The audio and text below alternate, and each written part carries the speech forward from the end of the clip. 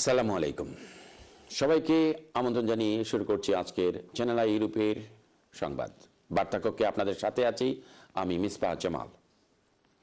প্রথমে আজকের খবরের প্রধান শিরোনামগুলো।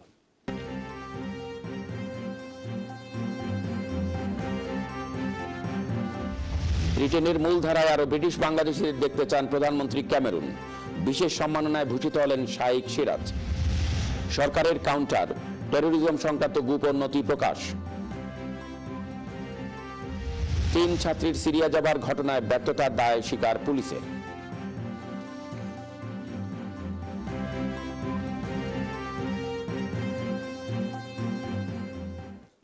শুনছিলেন খবরের প্রধান শিরোনামগুলো। এবারে চলে যাচ্ছি আজকের বিস্তারিত সংবাদে। ব্রিটেনের মূলধারায় পার্লামেন্ট সহ সর্বত্র আরো বেশি সংখ্যায় ব্রিটিশ বাংলাদেশিদের দেখতে চান ব্রিটিশ প্রধানমন্ত্রী ডেভিড ক্যামেরন। বুধবার হাজারো মানুষের উপস্থিতিতে বার্মিংহামের ব্রিংলি হলে ব্রিটিশ বাংলাদেশিদের বিজনেস অ্যাওয়ার্ড অনুষ্ঠানে কৃষি খাতের উন্নয়নে অনন্য অবদানের জন্য গণমাধ্যম ব্যক্তিত্ব শাইখ সিরাজকে বিশেষ সম্মানসূচক গ্রিন অ্যাওয়ার্ড প্রদান করা হয়। বার্মিংহাম থেকে আরো জানাচ্ছেন আমাদের বিশেষ প্রতিনিধি আব্দুল আহাদ সুমন।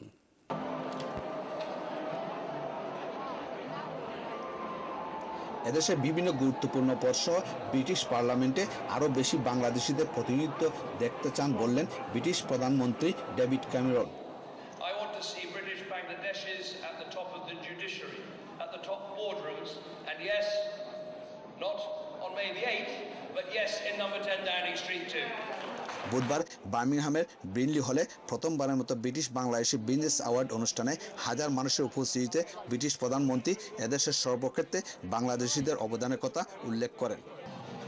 ক্যাটারিং সেক্টরে 1 লাখেরও বেশি লোকের কর্মসংস্থান, বছরের প্রায় 4 বিলিয়ন পাউন্ডের রাজস্ব, ব্রিটিশ অর্থনীতিতে যোগ, সম্প্রতি ক্রিকেটে বাংলাদেশিদের জয়, হালাল মাংসের উপর নিষেধাজ্ঞা না জারি করা সহ বিভিন্ন বিষয়ের উপর আলোকপাত করেন।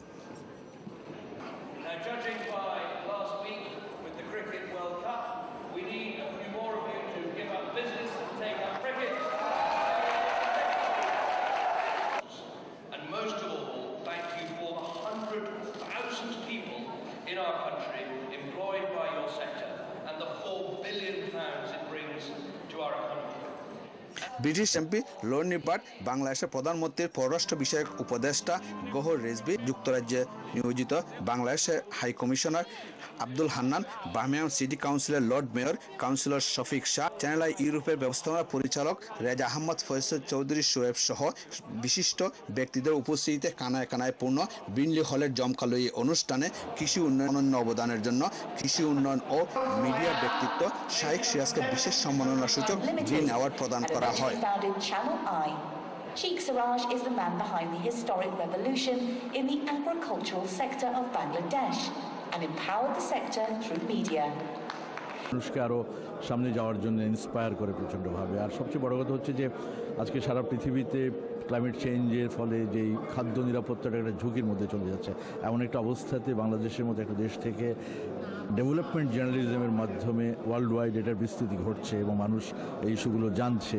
আজকে এখানে ডেভিড ক্যামেরন এসছেন, তিনিও জানলেন, দেখলেন। সব কিছু মিলিয়ে বাংলাদেশের যে এন্টারপ্রেনারশিপ সারা পৃথিবীতে আস্তে আস্তে আস্তে আস্তে ছড়াচ্ছে, যেটা যে কোনো সেক্টরই হোক, এগ্রিকালচার এটা ব্যাপকভাবে ছড়াচ্ছে। তো সেই দিক থেকে আজকের এই অর্জনটা আমার কাছে ভালো লাগছে নিঃসন্দেহে।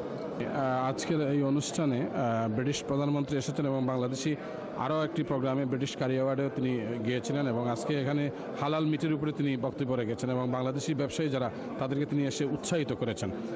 21টি ক্ষেত্রে মোট 28 জনকে অ্যাওয়ার্ড প্রদানকারী দেশ ফাউন্ডেশনের চেয়ারম্যান মিসবাহুর রহমান মিসবাহ এই অনুষ্ঠান আয়োজনে সহযোগিতার জন্য সকলকে ধন্যবাদ জানান।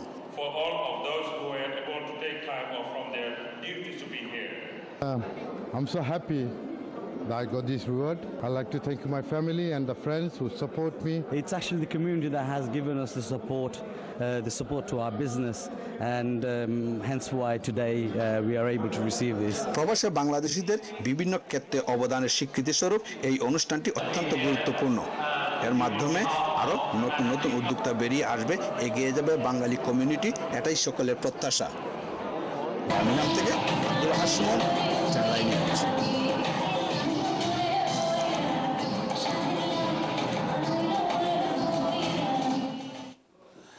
সরকারের কাউন্টার টেরোরিজম স্ট্র্যাটেজি সম্পর্কিত হোম অফিসের একটি অপ্রকাশিত রিপোর্ট প্রকাশ করেছে ডেইলি টেলিগ্রাফ।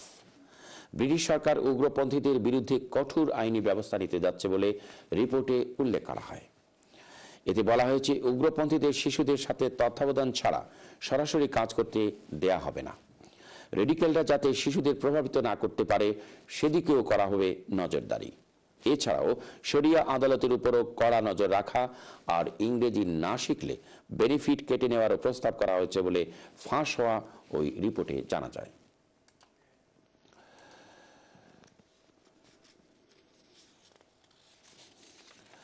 ব্রিটেনের টাওয়ার হ্যামলেটসের 3 স্কুল ছাত্রী জঙ্গি গোষ্ঠী আইএস এ যোগ দিতে সিরিয়ায় পাড়ি দেওয়ার ঘটনায় নিজেদের দুর্বলতা স্বীকার করে দুঃখ প্রকাশ করেছেন পুলিশ কমিশনার স্যার ভার্নার্ড হেগান হাউই। চলতি সপ্তাহে সংশ্লিষ্টদের জিজ্ঞাসাবাদ করে যুক্তরাজ্যের স্বরাষ্ট্র মন্ত্রণালয় বিষয়ক পার্লামেন্টারি কমিটি প্রথমে শামিমা, খাদিজার বোন ও আমিরার বাবা এবং 3 পরিবারের আইনজীবী তসনিম আকুনজি ওই কমিটির কাছে নিজেদের বক্তব্য তুলে ধরেন। এরপর পুলিশ কমিশনার, সন্ত্রাসবাদ বিরোধী প্রধান মার্ক রাউলি এবং তুরস্কের রাষ্ট্রদূত আব্দুর রহমান বিগলিক কমিটির সামনে হাজির হন। ছাত্রীদের স্বজনদের অভিযোগ, গত ডিসেম্বরে একই স্কুলের অন্য এক ছাত্রীর আইএসএ যোগ দেওয়ার ঘটনায় পুলিশ ওই 3 ছাত্রীকে জিজ্ঞাসাবাদ করে নজরদারিতে রাখলেও বিষয়টি তাদের পরিবারকে জানায়নি। স্বজনদের অভিযোগ, ওই ছাত্রীরা নিখোঁজ হবার পর পুলিশ তাদের উদ্ধারে কার্যকর কোনো পদক্ষেপ নেয়নি। আইনজীবী তসনিম আকুনজি বলেন, পরিবারগুলোকে গণমাধ্যমের সঙ্গে কথা বলতেও নিষেধ করে পুলিশ। এদিকে 3 ছাত্রীকে সিরিয়া যাবার পথে সহায়তাকারী ব্যক্তিকে শনাক্ত করবারও কথা জানিয়েছে পুলিশ।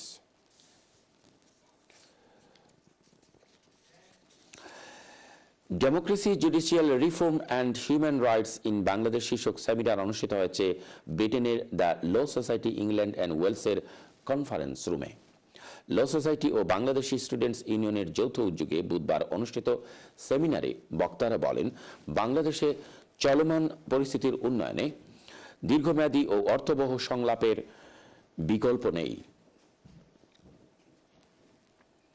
হ্যারল্ড পাইনসার এর পরিচালনায় এতে বক্তব্য রাখেন দ্য ল সোসাইটির president Andrew Caplen, Simon Danczuk MP, Amnesty International Abbas Faiz, Toby Campton, doctor Hasnat Hossain MBE, Bangladesh students ইউনিয়নের চেয়ারপারসন আতাউল্লাহ ফারুক, পল এক্সরোবিয়ার, Lee Sullivan, Martin Meredith, S H. Sohag প্রমুখ।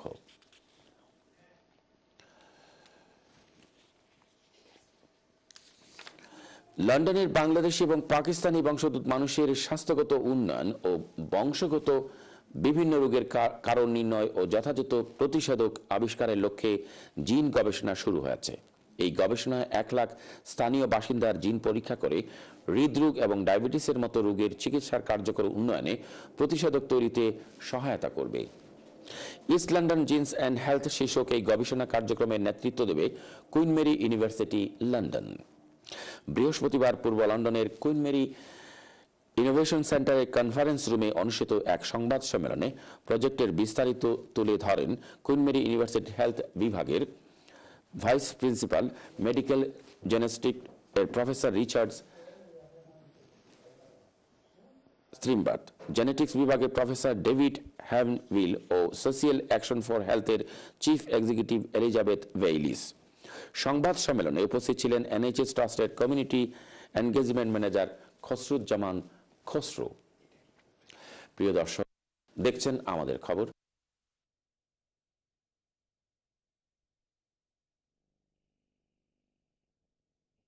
And we're going to be looking at things like diabetes, cholesterol, knockout genes. We're providing better diagnostics for rare diseases. And this is a study which is very easy to take part in. It's 5 minutes to take part, and you can do something for the health of future generations. প্রিয় দর্শক, দেখছেন আমাদের খবর, প্রচারিত হচ্ছে channel I ইউরোপের London studio থেকে। যাচ্ছি ছোট্ট একটি বিজ্ঞাপন বিরতিতে, আর ফিরে এসে অন্যান্য খবরের সাথে থাকছে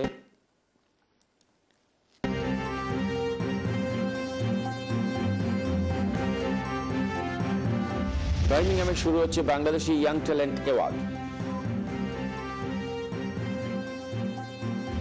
সাবেক এমপি আশরাফ আলী ও সাংবাদিক আমিনুল হক বাদশার স্মরণে শোকসভা।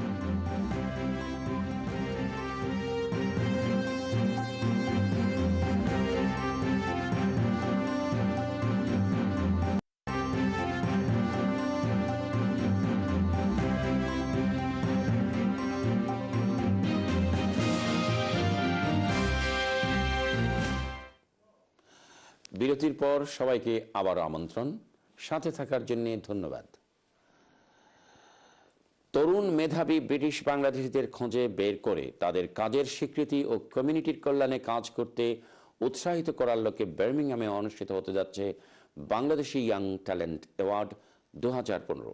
আমাদের প্রতিনিধি লোকমান হোসেন কাজী জানান, আগামী 31শে মার্চ বার্মিংহামের পরিবারের রয়্যাল সুইট কমিউনিটির শীর্ষ নেতৃবৃন্দের উপস্থিতিতে এই অ্যাওয়ার্ড প্রদান করা হবে। সোমবার বার্মিংহামে অনুষ্ঠিত সংবাদ সম্মেলনে এ কথা জানানো হয়। বাংলাদেশি ইয়াং ট্যালেন্ট অ্যাওয়ার্ড 2015 আয়োজক ব্রিটিশ বাংলাদেশি ট্রাস্ট ইউকের উদ্যোগে এই সংবাদ সম্মেলনের আয়োজন করা হয়। এতে লিখিত বক্তব্য পাঠ করেন ব্রিটিশ বাংলাদেশি ট্রাস্ট ইউকের চেয়ারম্যান জুবের আলম। সংবাদ সম্মেলনে অন্যান্যদের মধ্যে উপস্থিত ছিলেন মিসবাউর রহমান মিসবাহ, কবির উদ্দিন, হিফজুর রহমান খান, গাবরু মিয়া, নুরুল ইসলাম কিসলু, দীপু শেখ, হোসেন আহমেদ প্রমুখ।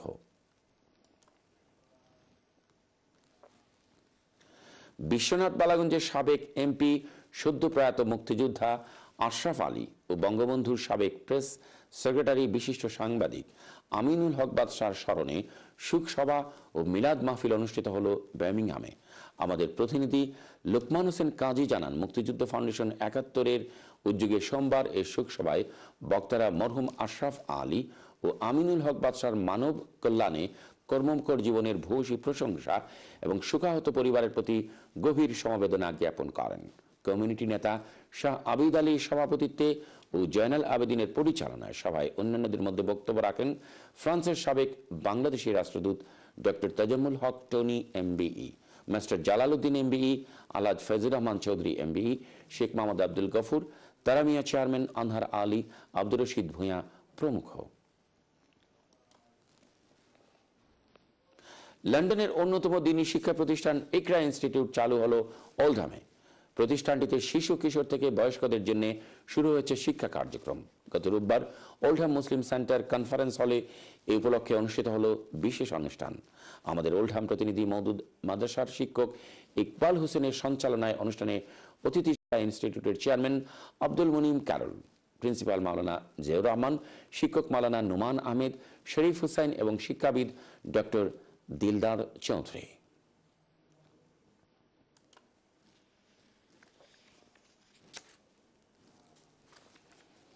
এবার সিলেটের খবর।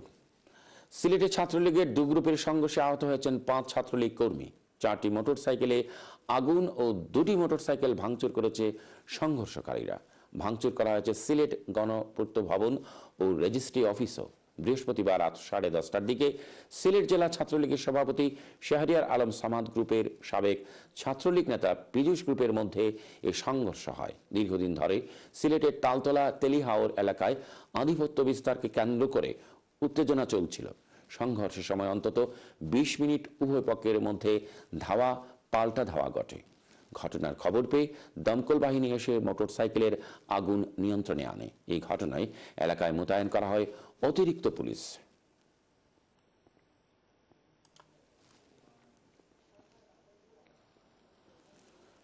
সিলেটে সুরমা নদীর তীর কেটে বালু উত্তোলন বন্ধের দাবিতে স্থানীয় কৃষকদের পাশে দাঁড়িয়েছে বাংলাদেশ পরিবেশ আন্দোলন বাপা ও সুরমা রিভার ওয়াটার কিপার নামের 2টি সংগঠন। আজ শুক্রবার সকালে এই 2 সংগঠনের আয়োজনে গোলাপগঞ্জ উপজেলার হাজিপুরের সুরমা তীরে মানববন্ধন কর্মসূচি পালন করে স্থানীয়রা।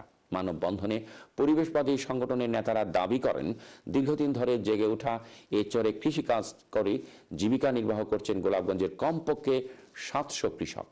হঠাৎ করে জেলা প্রশাসন এই কৃষি জমিকে বালুমহাল দেখিয়ে লিজ দেওয়ার প্রতিবাদ জানান তারা।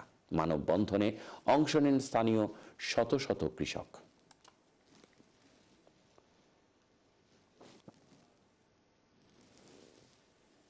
এই ছিল আমাদের আজকের আয়োজনে। শেষ করার আগে আবারও জানিয়ে দিচ্ছি খবরের প্রধান প্রধান শিরোনামগুলো।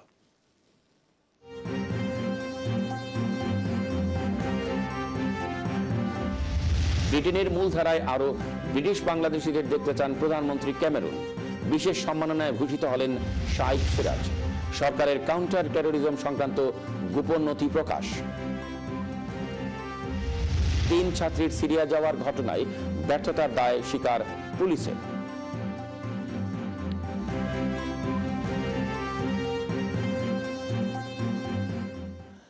আগামীতে আমাদের খবর দেখার আমন্ত্রণ জানিয়ে আজকের মতো বিদায় নিচ্ছি। সবাই ভালো থাকুন, সুস্থ থাকুন।